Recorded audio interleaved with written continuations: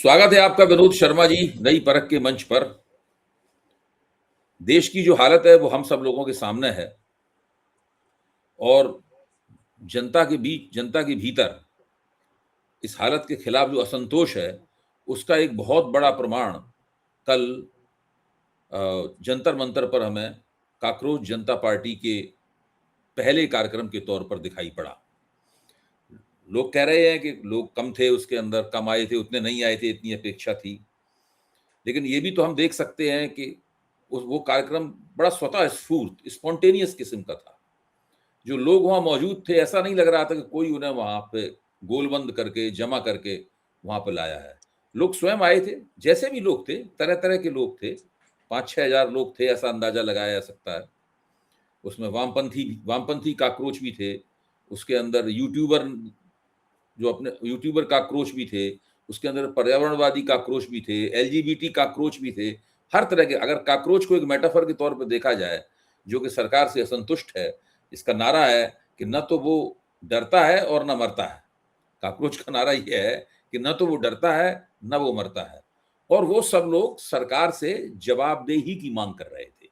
मुख्य बात ये थी, वो कह रहे थे कि भाई मोदी जी अपने रक्षा मंत्री से शिक्षा मंत्री को जवाबदेह बनाओ और उसको पद से हटाओ। यानी प्रधानमंत्री भी जवाबदेह बने, उनके शिक्षा मंत्री भी जवाबदेह बने, और ये मांग होते होते विस्तृत होकर लगभग पूरी सरकार के बारे में होने लगी थी। वहां पर केवल ये नहीं था कि केवल वो शिक्षा मंत्री, नारा तो शिक्षा मंत्री को हटाया जाए यही था, लेकिन कुल मिलाकर पूरी मांग जो है मोदी सरकार के बारे में होने लगी थी।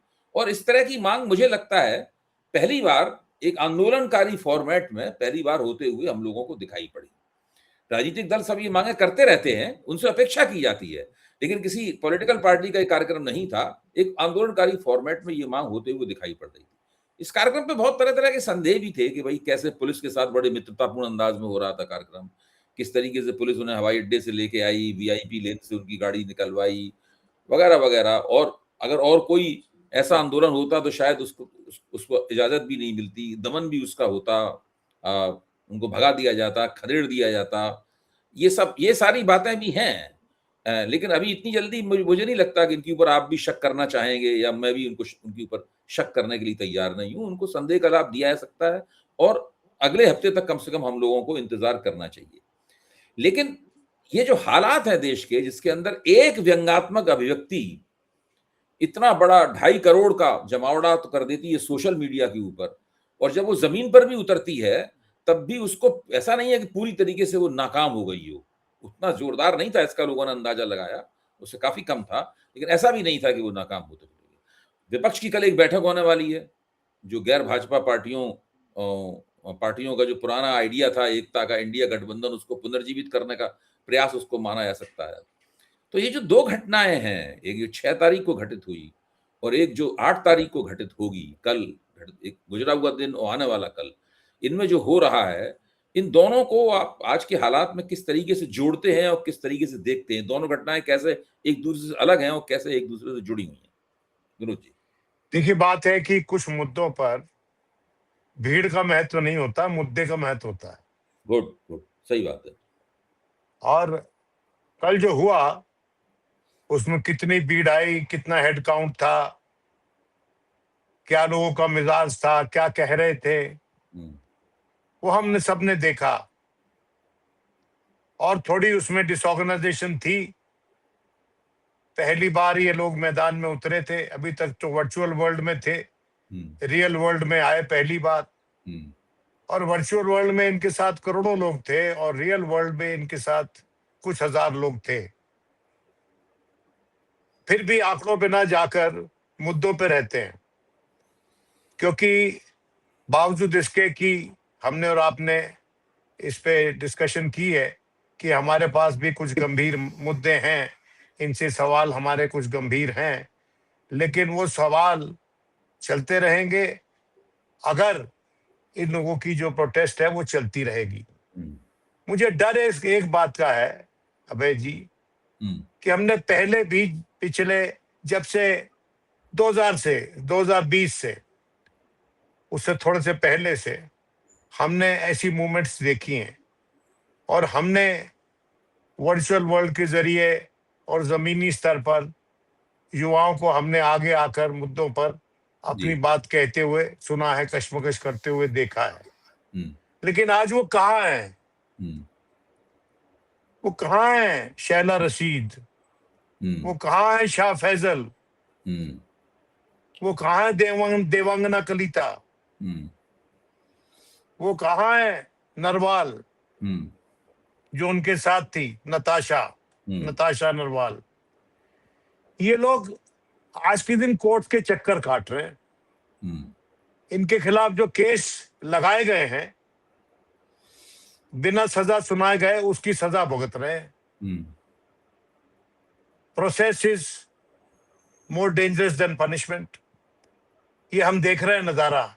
हुँ, और मुझे डर इस बात का है, हालांकि कुछ जो सिम्टम्स हैं उससे थोड़ा सा शक भी पैदा होता है कि ये लोग आए, इनके पास पुलिस वाले वहां पर पहुंच गए एयरपोर्ट पे, वहां पर जाके कह दिया जी आपको हमने परमिशन दे दी है।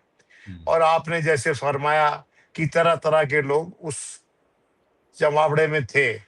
उस जमावड़े में बहुत से सरकार के एजेंट भी थे हुँ, जो इस बात पे नाराज हो रहे थे, आउटरेज थे। उनको गुस्सा आ रहा था कि आजादी की बात कर रहे हैं लोग, हुँ, कि इतने संकीर्ण दिमाग हैं, इतने यूनिडिमेंशनल इनका दिमाग है।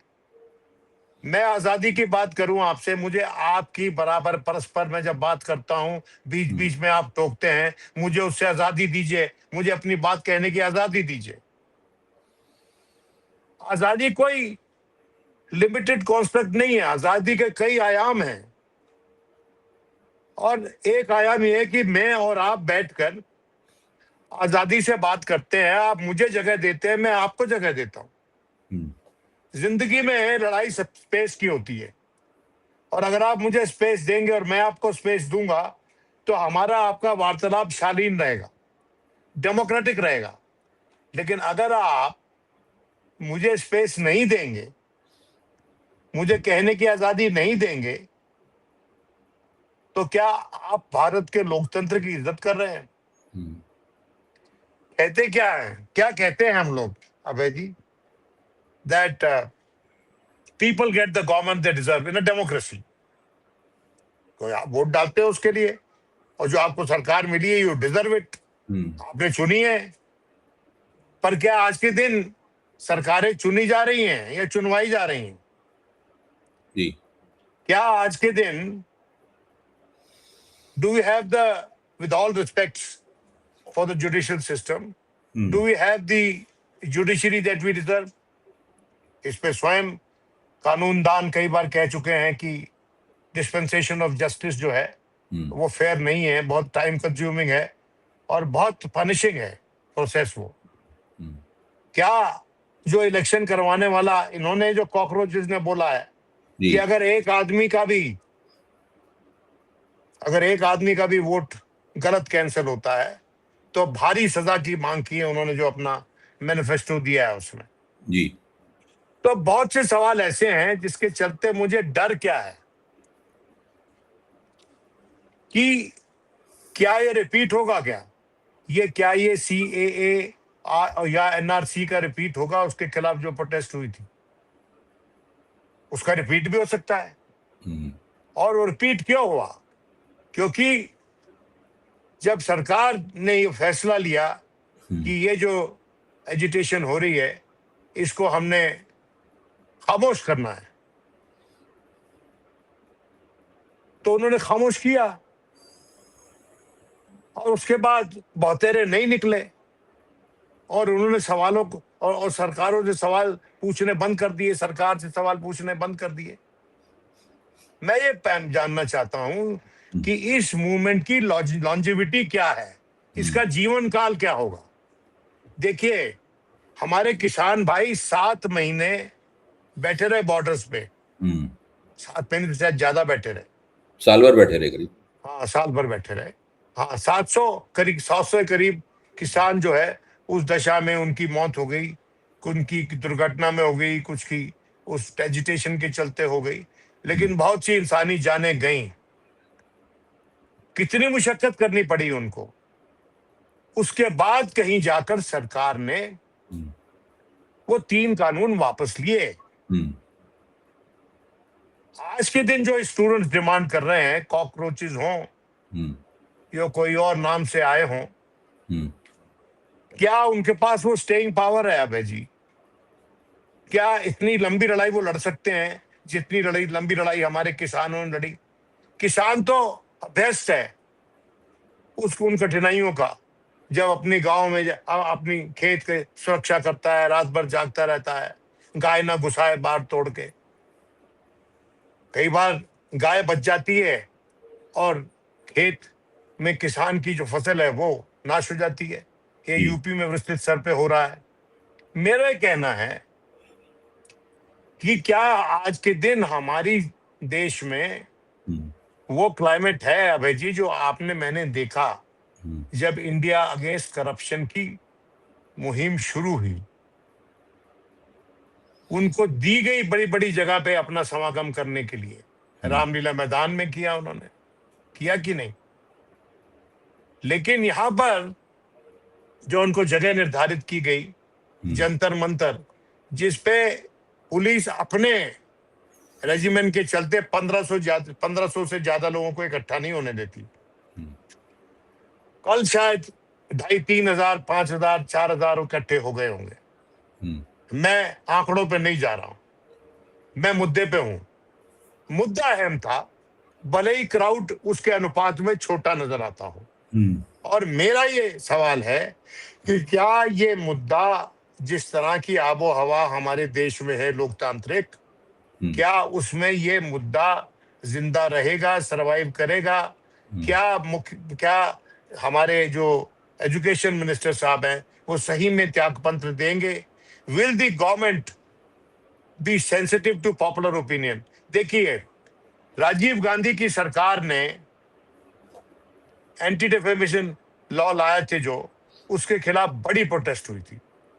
और उस प्रोटेस्ट में आपको पता है कौन कौन पार्टिसिपेट किए थे?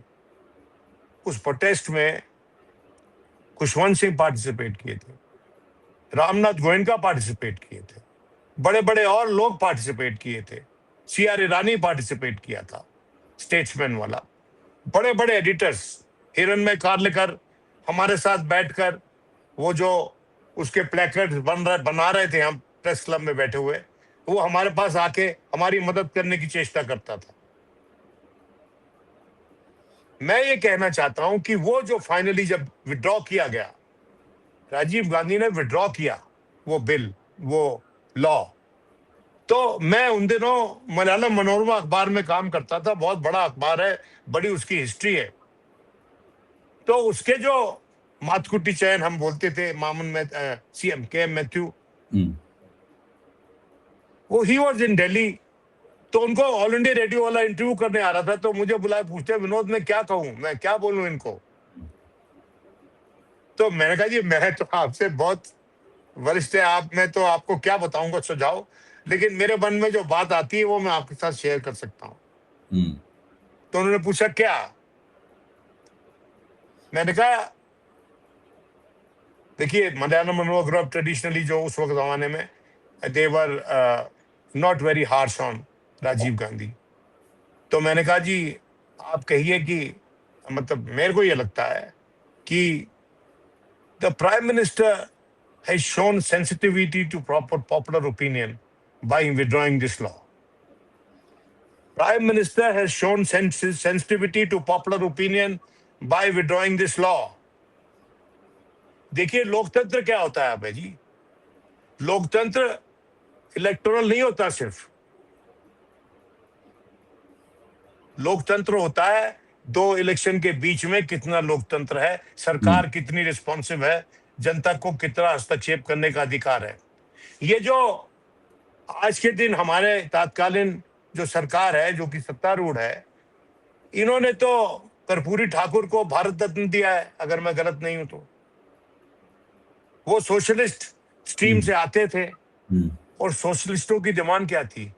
Right to recall, right to elect ही नहीं, right to recall if you are not performing the job properly. अगर आप जनता की संवेदनाओं के अनुसार, अपेक्षाओं के अनुसार काम नहीं कर रहे हैं कि जनता के पास वो अधिकार होना चाहिए, दैट वाई द वोट आपको वापस भी बुला ले। जी। इलेक्शन के टाइम ही नहीं, इलेक्शन के बीच में, मतलब कार्यकाल के बीच में।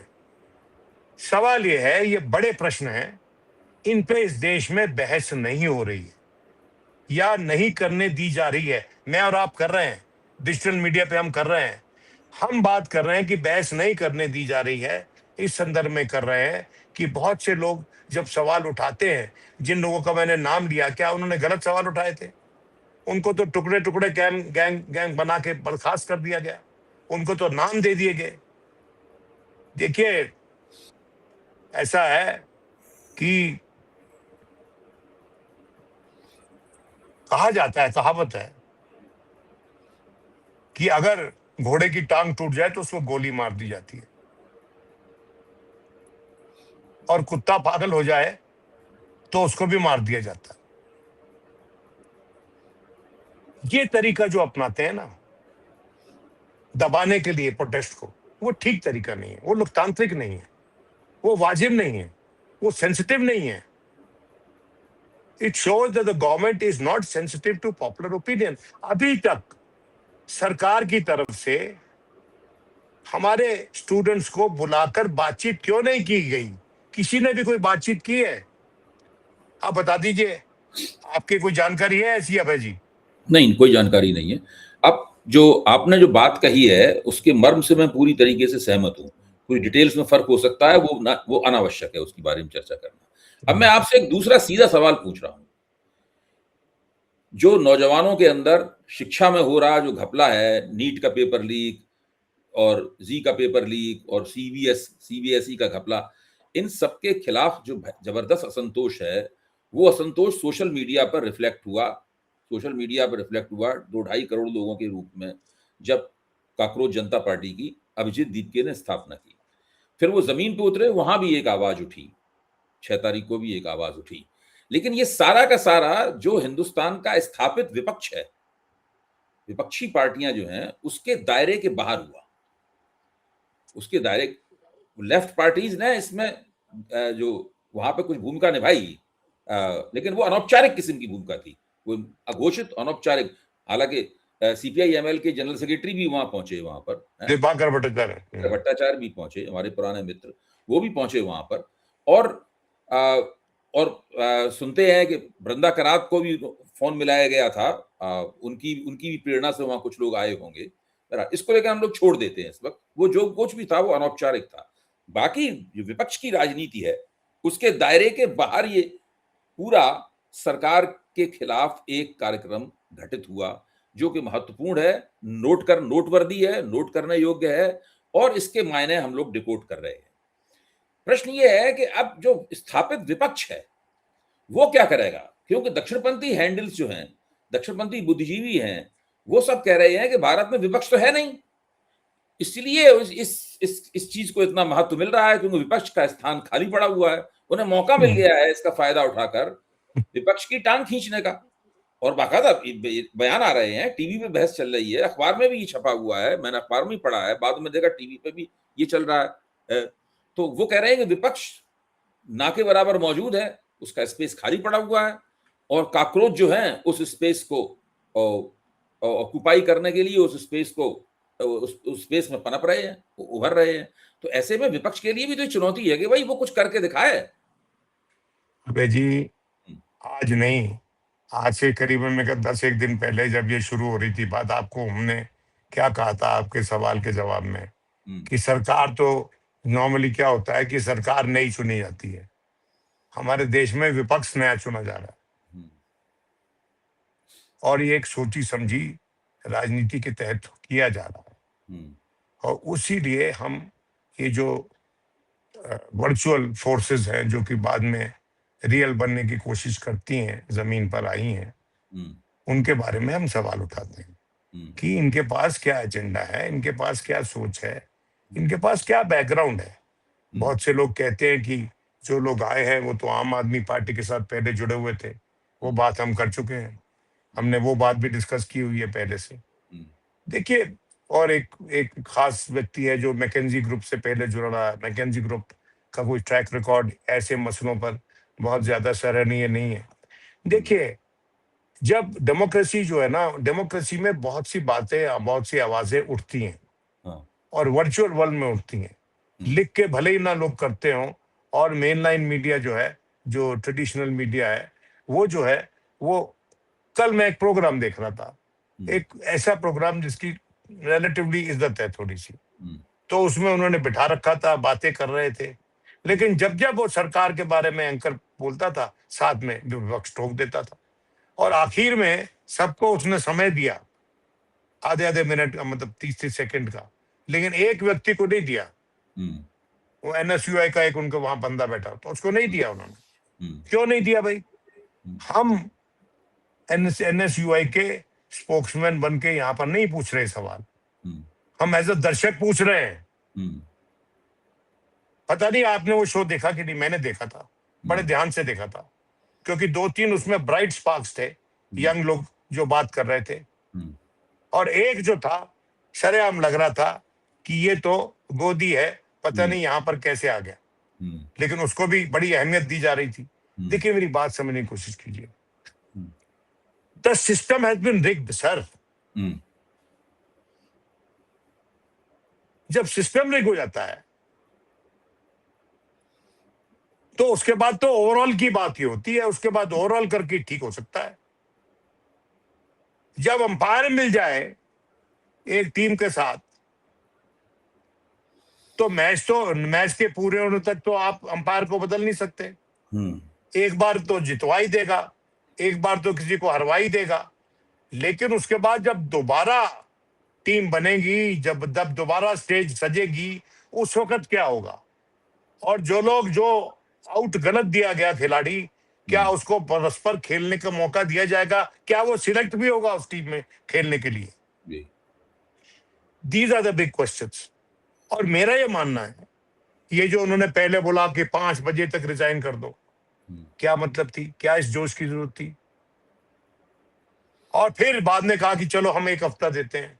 हुँ, अ, य अम, a week is too long a time in politics।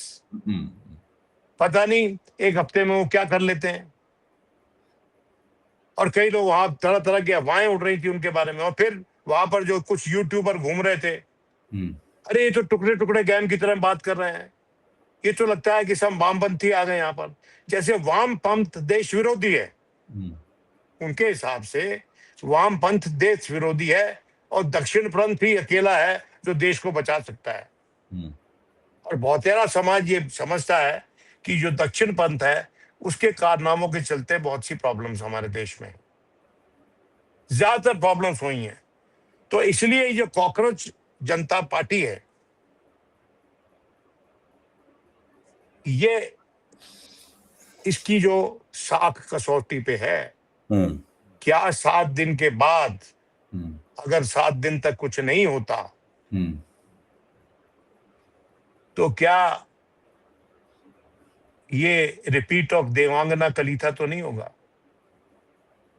क्या ये रिपीट ऑफ फैजल, शाह फैजल तो नहीं होगा, जो वापस जाके आईएएस में नौकरी करने शुरू कर दी उसने? हुँ, हुँ, या वो जो हमारी शैला रशीद है, जो आजकल पढ़ा रही है कश्मीर में, हुँ, ईश्वर उसको लंबी आयु दे, उसको सुख दे, शांति दे।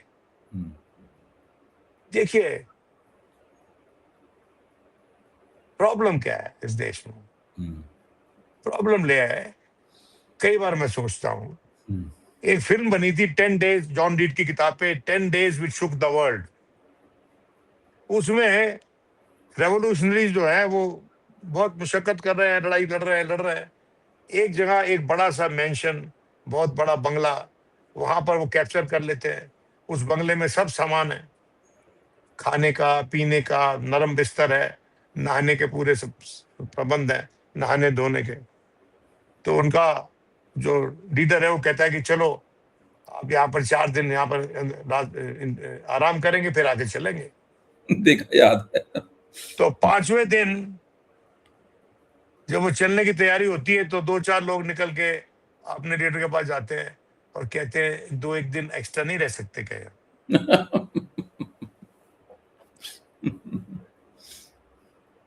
कि ह्यूमन टेंडेंसी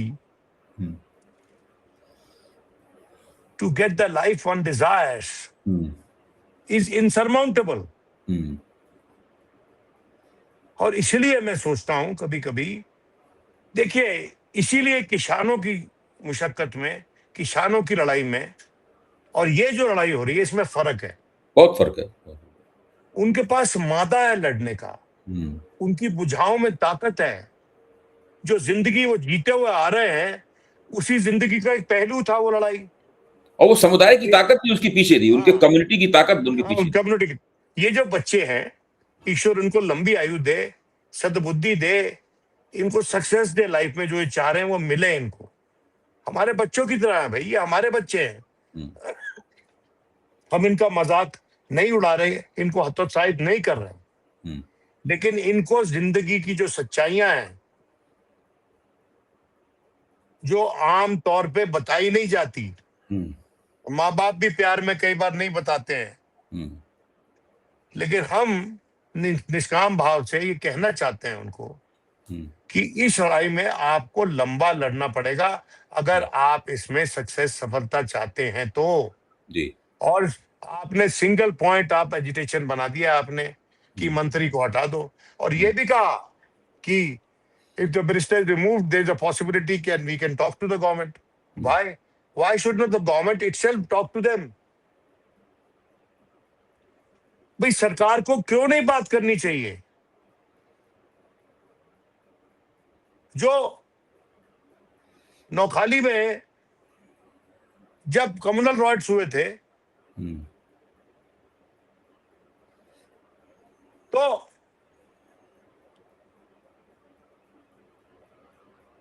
उसमें एक सीन है रिचर्ड एटनबरो की फिल्म में कि भीड़ के बीच में चला जाता है नेहरू और उनसे जेरा करता है, जाके बात बताता है अपनी, उनकी सुनता है। अब इनको नेहरू को एग्जाम्पल देंगे तो अच्छा नहीं लगेगा, हम अटल जी का एग्जाम्पल दे देते हैं। अटल जी ने कैंपेन चलाया दंगों के बाद में जो इलेक्शन हुए, और उस कैंपेन के चलते सिख निकल के वोट आए, घरों से निकल के आए, वोट डाला उन्होंने।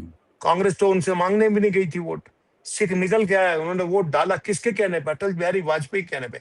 अटल बिहारी वाजपेयी वो इलेक्शन हार गए, लेकिन हमारे देश में, देश का जो सेकुलर वोट है उसकी रक्षा की उन्होंने। अटल बिहारी वाजपेयी ने हमारे देश के वोटिंग के सेकुलर स्वरूप की रक्षा की, वो इलेक्शन हार के। उसके बाद उनको पार्टी प्रमुखता से हटा दिया गया।